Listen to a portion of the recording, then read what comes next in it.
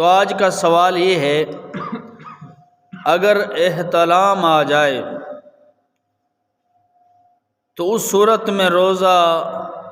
قائم رہے گا یا نہیں؟ اور دوسرا سوال یہ ہے، اگر عورت کو استحاضے کا خون آ رہا ہے، استحاضے کے خون سے مراد جو تاریخ کے بعد جو بلڈ آتا ہے، خون آتا ہے، اس کے بارے میں کیا روزہ رکھ سکتی ہے یا نہیں؟ اسی طرح لوکوریا کے بارے میں، اس کے بارے میں، اور اسی طرح جریان کے بارے میں، یہ کوئی 3-4 مسائل ہیں، تو اس کی وضاحت ضروری ہے۔ دیکھیں، علم سیکھنا، مسئلے کو سیکھنا ہمارے لیے ضروری ہے۔ اکثر اوقات لوگ شرم کرتے ہیں، یار استاد جی کے سامنے یہ مسئلہ کیسے پوچھیں گے، استاد جی کیا کہیں گے، جب کہ ان مسائل سے کتابیں بھری پڑی ہیں، کتب، اور یہ ایک علم ہے جو انسان کے متعلق ہے، جو اللہ تعالیٰ نے انسان کی بنیاد رکھی ہے، تو اللہ نے ساتھ ساتھ ان کے مسائل بھی قرآن مجید میں، اب یسألونک عن المحیض، حیض کے بارے میں قرآن میں موجود ہے، یعنی کہ ہر چیز قرآن میں موجود ہے، اور پھر حدیث نبوی میں موجود ہے۔ نبی علیہ الصلوۃ والسلام جو شارع علیہ السلام کہا جاتا ہے، ہمارے لیے ایک نمونہ آئے ہیں، تو انہوں نے ہمیں ایک زندگی گزارنے کا طریقہ سکھایا، طہارت کا طریقہ سکھایا، اور ہمیں صفائی ستھرائی کا طریقہ سکھایا ہے۔ تو سوال یہ ہے کہ احتلام اگر آ جائے وہ مرد و عورت کو، تو اس کا روزہ جو ہے وہ نہیں ٹوٹتا، روزہ نہیں ٹوٹے گا۔ اس میں تمام علماء کا، تمام مسالک کا اتفاق ہے، تمام فتاوی رضویہ،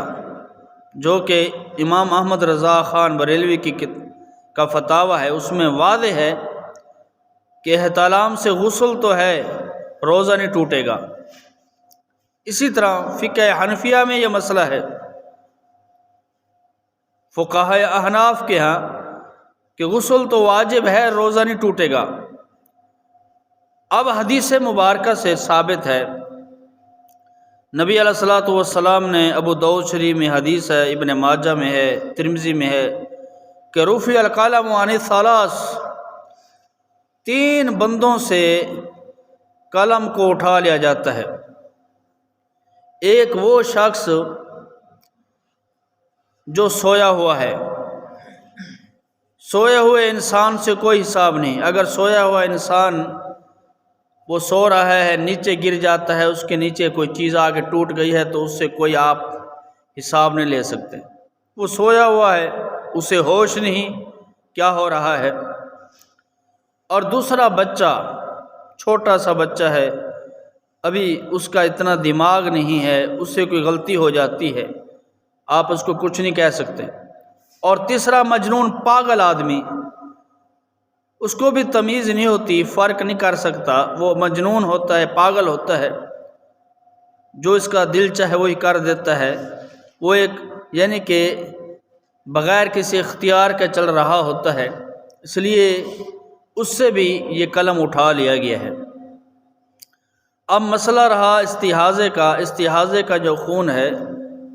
وہ عورت کا تاریخ کے بعد آتا ہے، تو ان دنوں میں وہ روزہ رکھے گی، نماز بھی پڑھے گی، کیونکہ استحاضے والی عورت نماز بھی پڑھتی ہے اور وہ روزہ رکھے گی، تو کوئی مسئلہ نہیں، وہ غسل کر لے، کوئی کپڑا وغیرہ رکھ لے، کوئی مسئلہ نہیں ہے، تو وہ روزہ بھی رکھے گی، نماز بھی پڑھے گی۔ اور اسی طرح لوکوریا میں بھی، کیونکہ وہ ایک بیماری ہے، اس نے آنا ہے، تو اس میں بھی کوئی حرج نہیں ہے، وہ روزہ بھی رکھے گی، نماز بھی پڑھے گی۔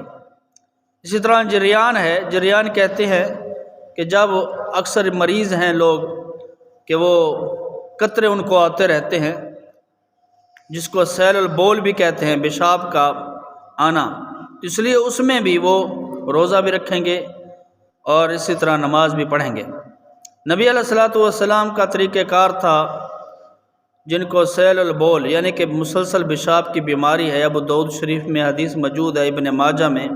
کہ نبی علیہ الصلوۃ والسلام جب وضو